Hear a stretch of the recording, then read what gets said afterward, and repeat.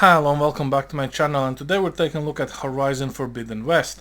Now this is a game that actually came to the PC from a console exclusive title, same as Horizon Zero Dawn, and we finally have it on a PC.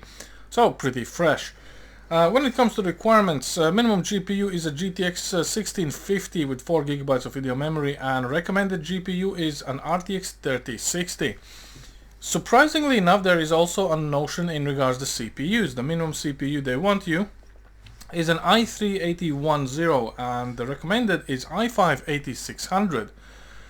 And this is a little bit weird because this game technically is much more hardware hungry, so to say, or requires a bit more processing power than Horizon Zero Dawn, because it is technically a next-gen title and being ported onto the PC.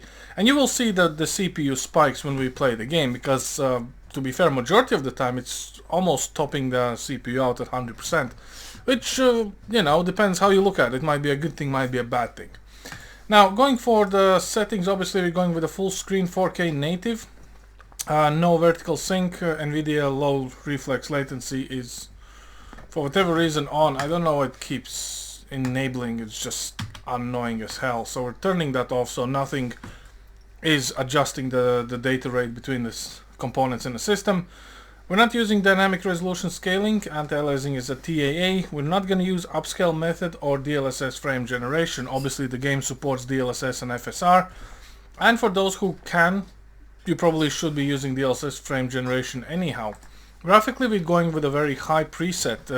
Ever since Horizon Zero Dawn times we've lost the Ultra preset, and also this game no longer has any built-in benchmarking tools. So we need to go back to the good old days and actually play the game itself to see the actual performance. Outside of that, everything's set as per preset, minus the motion blur strength. And honestly, I did play around with this game in terms of about 2 minutes, but I would say you don't need very high preset for this game. You can easily put it on high, and not only the performance will be good, the game actually looks almost nearly identical. One fun thing is ambient occlusion in this game is tops out at SSO rather than HBO or HBO Plus, which I don't know if that's cutting corners in a development world. But anyhow, let's continue the game and have a little look-sees of what we're gonna have frame-wise.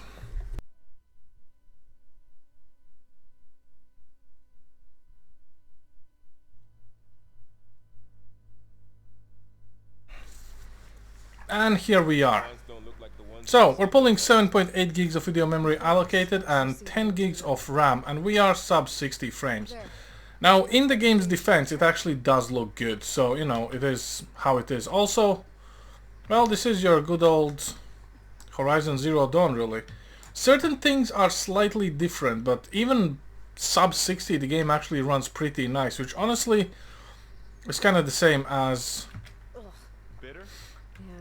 with Horizon Zero Dawn before that. So yeah, we're just gonna quickly run around.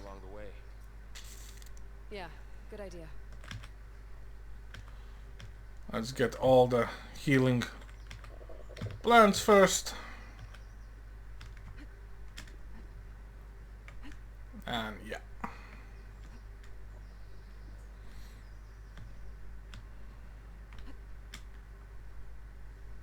More of the red growths here too.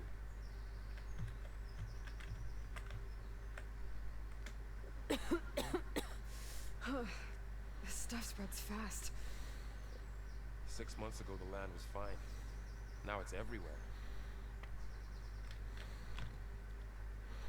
Those ruins. That's what So as you can see, in native resolution with the 4070 Ti and i5, we are sub 60, which is, to be fair, not exactly unexpected. Now when it comes to the game itself, when you start playing around with frame generation, I would kind of say probably I would just drop the graphical fidelity down to high rather than enable any of these options, because when it comes to the frame gen, it somehow in this game slightly introduces a little bit of latency though. Very noticeable when you do the jumps and rolls and you do the combat. But when you only go with the DLSS, for instance, it's actually way more responsive. So obviously for DLSS you can use whatever you want, but I'm usually happy with balanced unless I'm streaming in 4K. So even with balanced, there's an uplift of pretty much 20 frames, and the game instantly feels a little bit more easier, so to say. You know, it's not as slowing down as playing at 50 frames. And you might argue that this game does not require 60 frames, but in all honesty, it kinda does, because this game was made for PS5, and PS5 can easily maintain 60 frames at pretty much any given times. So it is how it is. But yeah, with DLSS unbalanced, you're absolutely fine. Now, when it comes to the frame generation, this is where this game kinda is a little bit weird. Because if you use, sometimes the frame generation works, sometimes it just doesn't work at all. And I would want to say that prior to this recording, I was actually trying to make it work. I had to verify the files and whatnot, because it would simply give me less frames than having DLSS enabled. With DLSS enabled, it was pretty much, I was playing in 4K native with the 50 frames, and the moment I enabled frame generation first and DLSS second, I was getting 50 frames. Okay, and I was like, oh, this is very broken. But after certain tinkering, which means basically rebooting stuff, everything is working pretty decent. And honestly, when it comes to it, let's say if you put the game on, let's say, quality, because obviously the DLSS is only certain things it can give you. With DLSS on quality, with frame gen enabled, I mean 80-ish frames. Traveled a long way to get here. I almost caught up to you a couple times too. That's not bad at all.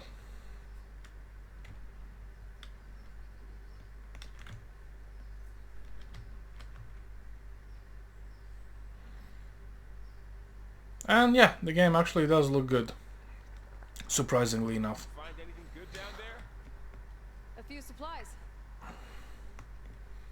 But yeah, I know, you probably are thinking, well, what's the point of DLSS, so just turn it all off and let us see the real performance. Okay, you know what? You got me there. Let's do that. Then again, we kind of already know what the performance is, so why look at sub 60 if you can have more than sub 60? You know what I mean? Just being realistic here. Looks like they left a carcass behind.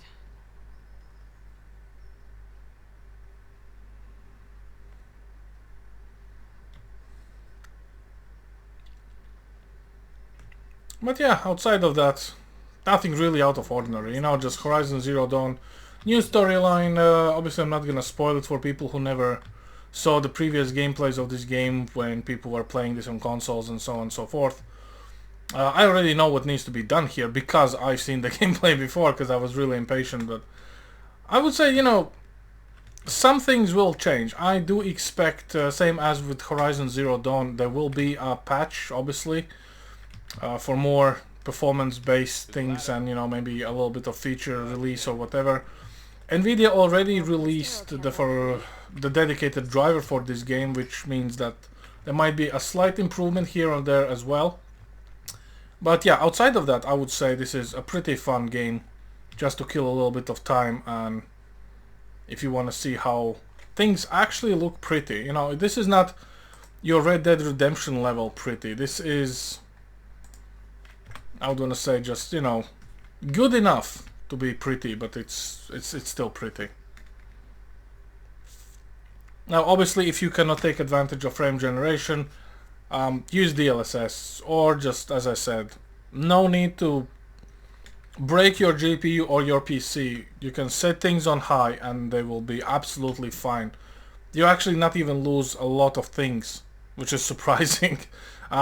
Slightly less shadows, slightly less sharpening, maybe reflections a little bit, but then again, you know, you're not gonna spend the whole game trying to figure out which fish to shoot from this angle, so it looks pretty decent already. So anyhow, that's just my very quick take on this game. before I play this further. You might catch me on Twitch trying to survive and fall down, because it is a platforming game in my opinion, with a slight combat variance here and there. But yeah, outside of that, that's all I have for you guys today. Thanks for watching, and I'll see you next time. Over and out.